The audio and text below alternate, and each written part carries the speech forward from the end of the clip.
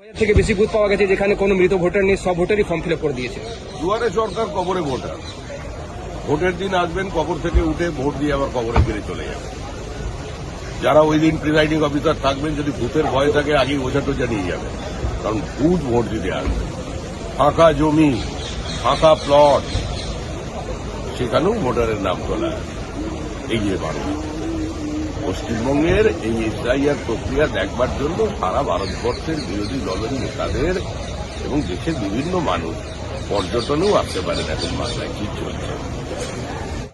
শুনলে অবাক হবেন, পশ্চিমবঙ্গে 2208টি বুথে 100% ভোটার এই এসআইআর এর এনুমারেশন ফর্ম তারা ডিস্ট্রিবিউটেড হয়েছে এবং সেই ফর্ম ফিল আপ হয়ে বিএলওর মাধ্যমে নির্বাচন কমিশনে জমা পড়েছে।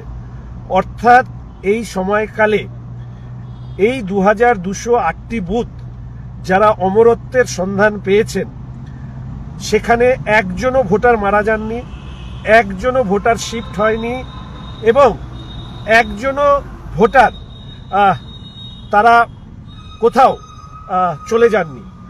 এইরকম অদ্ভুত 2208টি বুথ নির্বাচন কমিশন তারা চিহ্নিত করেছেন। আমি বলতে পারবো না এর বাইরে আরো এই ধরনের কতগুলি বুথের সংখ্যা পাওয়া যাবে যেখানে সমস্ত ভোটাররা একটা অমৃত কুম্ভের কারণে তাদের কারো মৃত্যু হয়নি। পশ্চিমবঙ্গের ডেথ রেট হচ্ছে 5.6%-এর কাছাকাছি। সেই জায়গায় দক্ষিণ 24 পরগনা জেলাটির নাম মাথায় রাখবেন, সেখানে সর্বাধিক এই বুথ রয়েছে যেখানে 100% এনুমারেশন ফর্ম তা ফেরত এসছে। অর্থাৎ কোনো ধরনের ভোটারের ডেথ, শিফটেড এই ধরনের বিষয়গুলো ঘটেনি।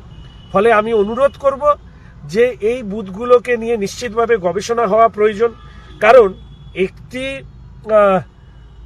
বুথে কোনো ভোটার মারা যাননি, কোনো ভোটার শিফট হয়নি, এই ধরনের আজব ঘটনা বুঝি পশ্চিমবঙ্গেই সম্ভব।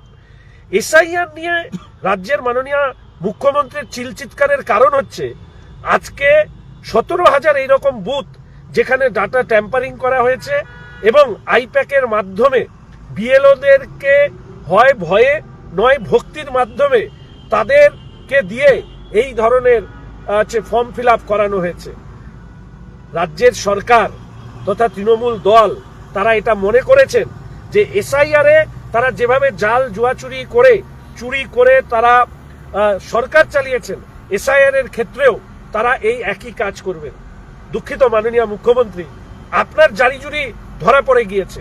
অনুপ্রবেশকারী Rohingya, shifted voter, fake voter, dead voter, এদেরকে ভোটার লিস্টে নাম রেখে দিয়ে আপনি যে নির্বাচনী বৈতরণী পার হওয়ার চেষ্টা করেন, আর আপনার তথাকথিত ভাইপো নাকি ভাতিজা নাকি তিনি 7 লাখের উপরে বেশি কি করে ভোটে যেতেন, এই এসআইআর নতুন করে পশ্চিমবঙ্গের মানুষের কাছে তুলে ধরছে। তাই আমি অনুরোধ করব যারা এখনো এই খবরটি পাননি, আমি দুটো টেলিভিশন চ্যানেল যারা পশ্চিমবঙ্গের সর্বাধিক খবর প্রচার করেন তাদের কাছ থেকে এই তথ্য পেলাম যে 2208টি বুথে 100% এনুমারেশন ফর্ম ফিল আপ করা সেগুলো ফেরত এসছে।